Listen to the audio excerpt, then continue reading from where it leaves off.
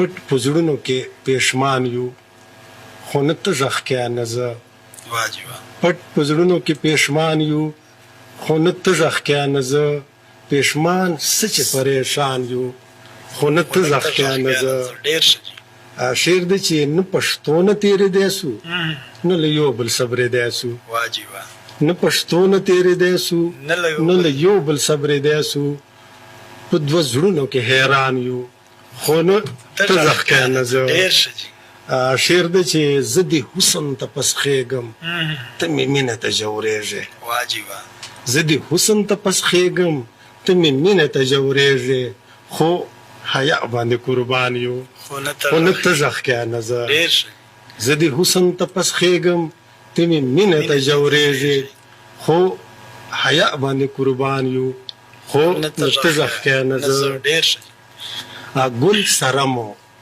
خار ته هم د زړګي وینې دې ورکړې ګل سره مو خار ته هم د زړګي وینې دې ورکړې له سر تیر په ګلستان یو خو نه ته غږ کې نه زه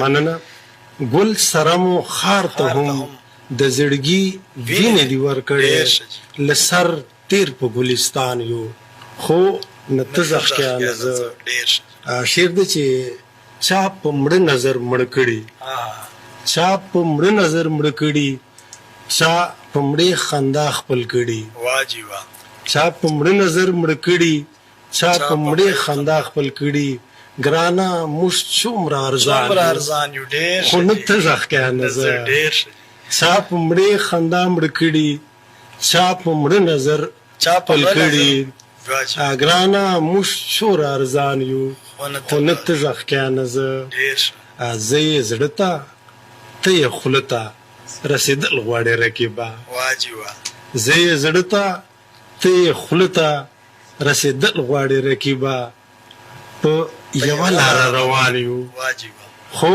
نه ته غږ کې نه زه شعر دی چې ستا په سترګو کې ډنډ اوښ کې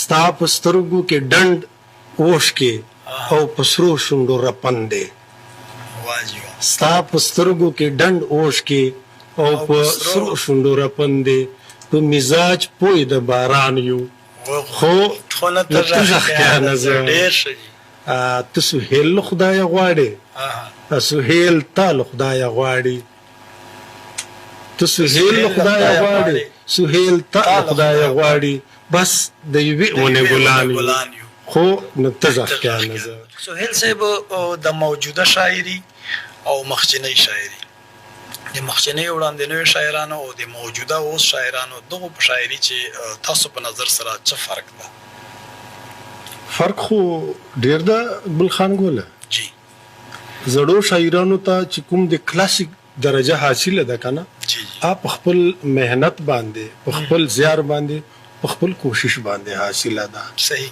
خو دا یوه خبره ده چې پرون وال شاعر به نن ته کلاسیک وي نن وال شاعر به سبا ته کلاسیک وي دا درجه دغه شعر چلیږي فرق چې کوم ده موږ موجوده شاعري چې ده لکه شاعران ملګري ادیبان ملګري دی بد نه مني موږ خلک د شهرت ډېر وږي یو صحیح ډېر تږي یو مطلب دا ده شارټ کټ لار اختیار کوو چې څه طریقې چې ما ته شهرت حاصل شي حالانکه زه وایم چې د شهرت حاصلولو لالچ وکړه په زړه چې راوستول نه دي پکار دا لکه اف د ریکارډ خبره ده زه په نصرخیل میډل سکول چې ونه به سټوډنټ لمانه پته کوله چې سر تا کیسټ کړي دي تا کړي ما ورته ویل چې زه د کیسټو شاعري نه کوم چې سر داسې په به تا چوک نه پیژني ما ورته وی چې کما په شاعري چې جان و ما شاعري جوګه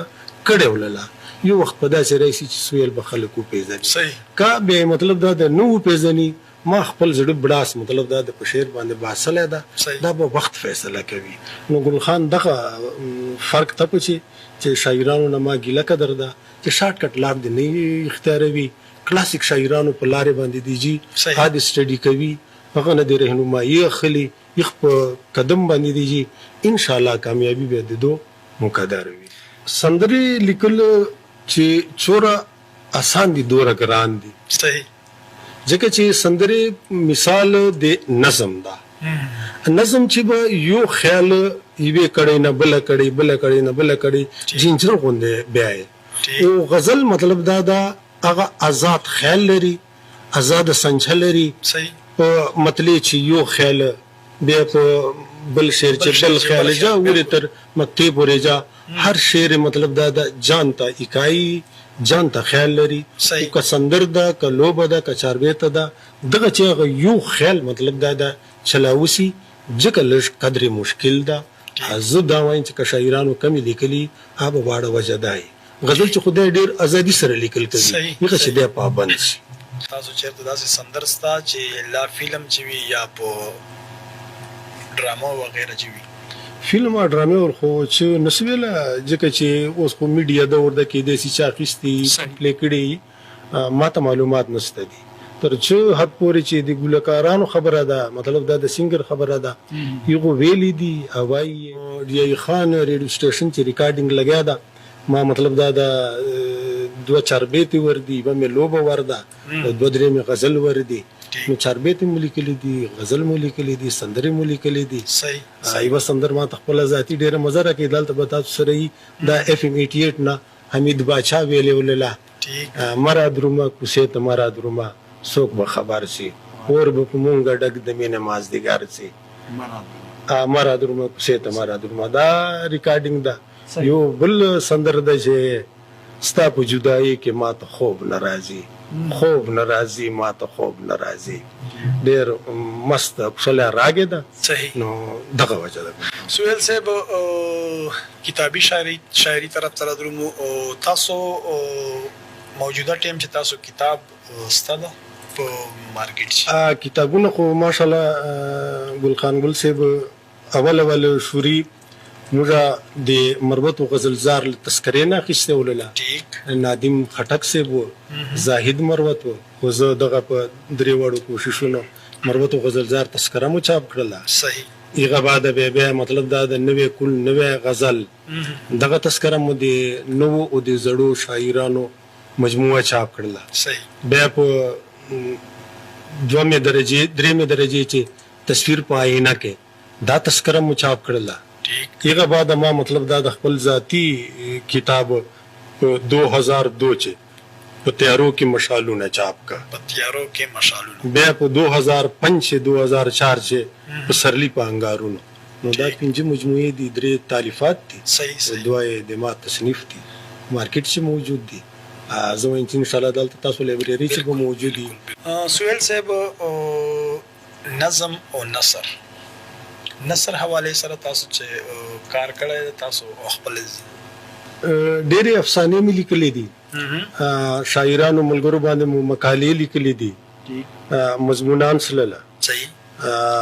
یو ناول کوشش مې کړی خو هغه مې خبره ته وکړله چې چونکې دلته موږ علاقه چې ده دا د نثر علاقه نه ده، دا د نظم او د غزل علاقه ده. نو د علاقې مجبوري بعضې ټیم مطلب دا ده مخ ته راشي یو هغه غوندې جوړ شي. نو لیکلي خو مې ډېر دي خو فلحال مې چاپ کړي نه دي. سهیل صاحب د موجوده وخت چې کومې علاقو شاعري ده لکه د مروتو شاعري، د بنو علاقې شاعري، د پېښور علاقې شاعري، نو په دغه چې د موږ مروتو شاعري چې دا هغه تاسو په نظر چې په کوم معیار باندې ده، کوم لیول باندې ده؟ هغه قرار سی بول شعر دی چې څوک دې راته ګران پوښتنه مه کوه، دغه سوال دی ګران پوښتنه مه کوه. ډېر اسان سوال ده خو ډېر ګران سوال دی. خو بیا ورته ویلې چې هر چا ته خپل وطن کشمیر ده او ما کشمیر دی د جانان د کلي ریګونه که نه. نو موږ مربوطو شاعري چې ده سوچه شاعري ده، ښکلې شاعري ده، د خالي الفاظو جادوګري نه ده، ورسره مضمون لري، معنی لري، مقصد لري، ډېر خوږه شاعري ده. تاسو که سوچ وي که نه دا بره علاقې چې ورته وایي دغه شاعري صرف مطلب دا د یوه شي نه مطلب دا د ګرده ګرځي ډېرې نه. او موږ مربوطو شاعري خوره وره شاعري ده، هر قسم خیال، هر قسم مضمون، هر قسم مقصد پچې بیانې دی سي بیان صلاح ده. صحیح. زمده ملګرو پښتو اپ چینل سبسکرایب کړو او دینا بعدا د بیل بټن ووایو چې موږ نوې ویډیو ستاسو ته تر ورسیږي.